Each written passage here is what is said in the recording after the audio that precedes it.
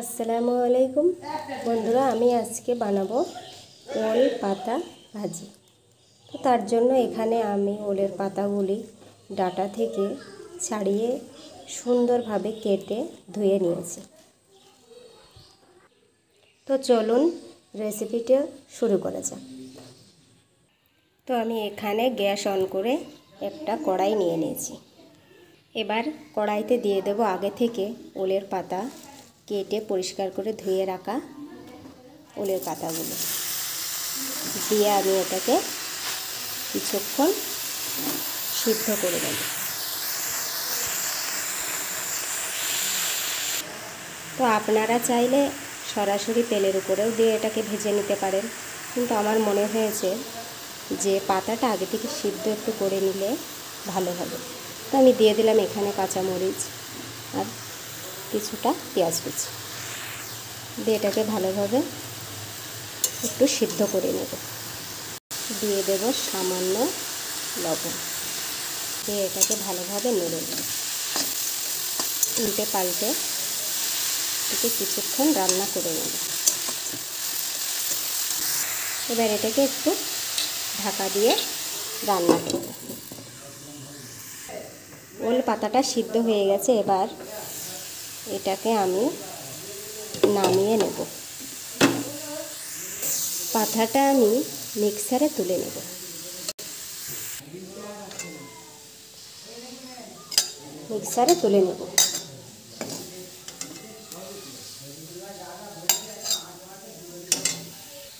ওল পাতাটা আমি শিলবাটায় বাটবো না, সেই জন্য আমি এটাকে মিক্সারে তুলে নিচ্ছি। এবার ওল পাতাগুলো আমি ব্লেন্ড করে নেব। দেখো বন্ধুরা, কত সুন্দরভাবে ব্লেন্ড হয়ে গেছে ওল পাতাগুলো। খুব সুন্দর করে আমি মিক্সারে এটাকে ব্লেন্ড করে নিয়েছি। যেহেতু আগে থেকে সিদ্ধ করা ছিল পাতাটা, তা আপনারা চাইলে এইভাবেও করতে পারেন, শিলবাটায় না বেটে। এবার কড়াইতে আমি পরিমাণ মতো তেল দিয়ে দিচ্ছি। দিয়ে দিচ্ছি দুটো শুকনো লঙ্কা কুচি, আমি আগে থেকে কেটে রেখেছিলাম। এবার আমি শুকনো লঙ্কাটাকে কিছুক্ষণ ভেজে নেব।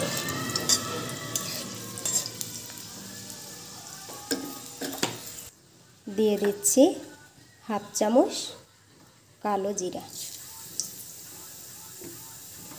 আর দিয়ে দিচ্ছি 5-6টার মতো রসুন দিয়ে এটাকে আমি ভালোভাবে নেড়ে নেব।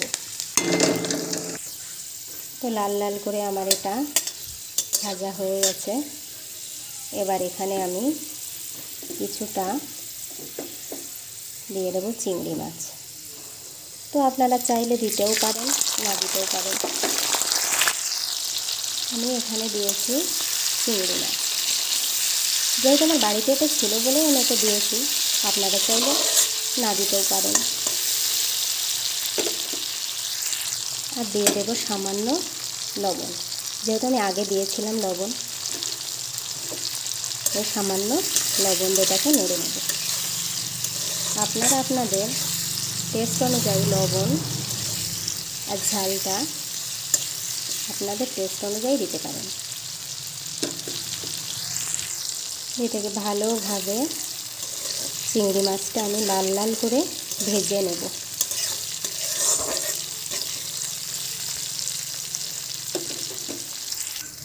আমি ওল পাতা ভাজাটা একটু ঝাল ঝাল খাবো, তাই আমি এখানে হাফ চামচ লঙ্কা গুঁড়ো দিয়ে দিচ্ছি।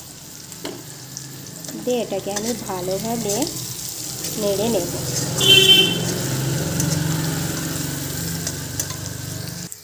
তো ভাজাটা আমার হয়ে গেছে, দেখেন ভাজাটা আমার হয়ে গেছে। এবার আমি এখানে যে ওল পাতাটা আগে থেকে ব্লেন্ড করে রেখেছিলাম সেটা দিয়ে দেব।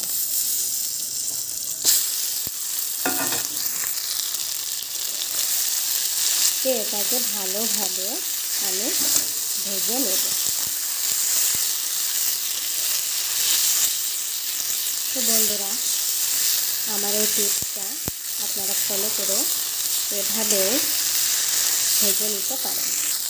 ভালো করে এটাকে নেড়ে চেড়ে ভেজে নিতে হবে যতক্ষণ পর্যন্ত না কালারটা একটু চেঞ্জ না হচ্ছে, ততক্ষণ পর্যন্ত এটাকে ভালো করে ভেজে নেব।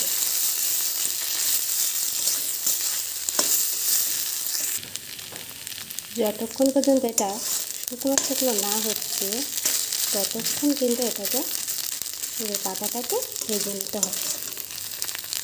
তো বন্ধুরা, এখানে কিন্তু আমি কাঁচা লঙ্কা, শুকনো মরিচ আর গুঁড়ো লঙ্কাটা দিয়েছি। তো আমি আগেই বলেছি, আপনারা আপনাদের টেস্ট অনুযায়ী লবণ, লঙ্কা এটা দিতে পারেন।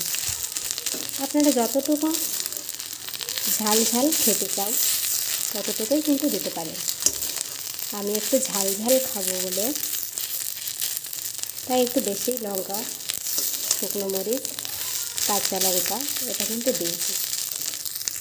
তো অনেক সময় দেখা যায় ওলের পাতা বা কচুর পাতা এটাকে কিন্তু ভালো করে না ভাজলে, ভালো করে রান্নাটা না করলে গাল ধরে। ভাজাটাকে আমি সুন্দরভাবে ভেজে নিয়েছি। ওলের পাতা ভাজি খেতে যাতে গাল না ধরে, তার জন্য আমি এখানে লেবুর রস দিয়ে দেব যাতে গাল না ধরে। অনেক সময় দেখা যায় কি কচুর পাতা, ওলের পাতা খেতে গালটা ধরে, তো যাতে না ধরে গালটা, তার জন্য এখানে আমি। তো বন্ধুরা, আমার ওল পাতা ভাজিটা আমার হয়ে গেছে। এবার আমি একটা পাত্রে তুলে নেব।